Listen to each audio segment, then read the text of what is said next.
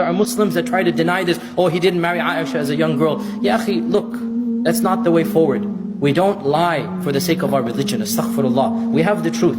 We're not going to cover up the truth if people find it embarrassing. This is the reality. Deal with it. First of all, the Prophet was 53 years of age when he married Aisha. Was he married before that? Yes, he was married when he was 25 years of age.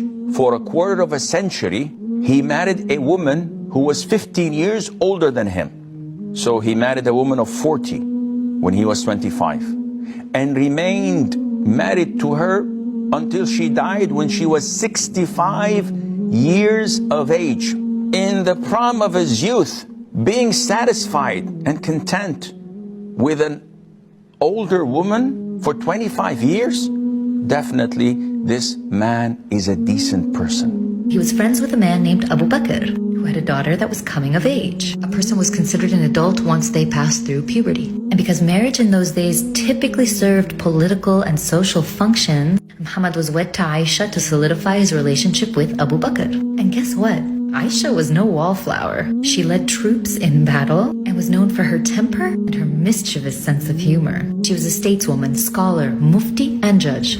And this whole Islamophobic narrative that paints her as some kind of victim is honestly just an insult to one of the most powerful women in Islam. Why did the Prophet propose, ﷺ? Because Allah ordered him to marry her in a revelation. And he saw her picture twice brought to him by Jibreel. Why at this young age? This is the norm. At the time of the Prophet ﷺ, this is the age that girls got married in. Don't judge their era with the standards we have today. It was so normal that the people who hated the Prophet never mentioned it once. Never mentioned it once as a problem. Not only that, even if you thought it was a problem, well, the West never had a problem with it until they abused children and then they enforced their morals on us.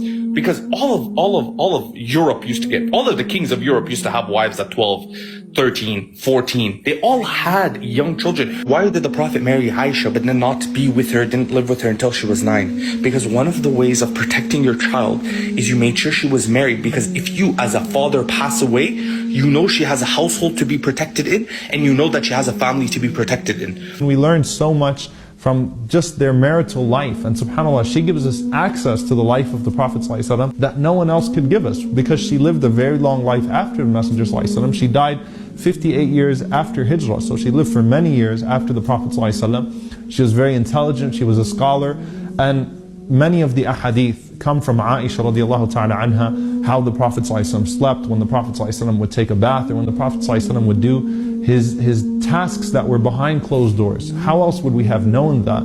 Was it not for Aisha radiallahu ta'ala anha? And so we all owe her a great deal of love and respect.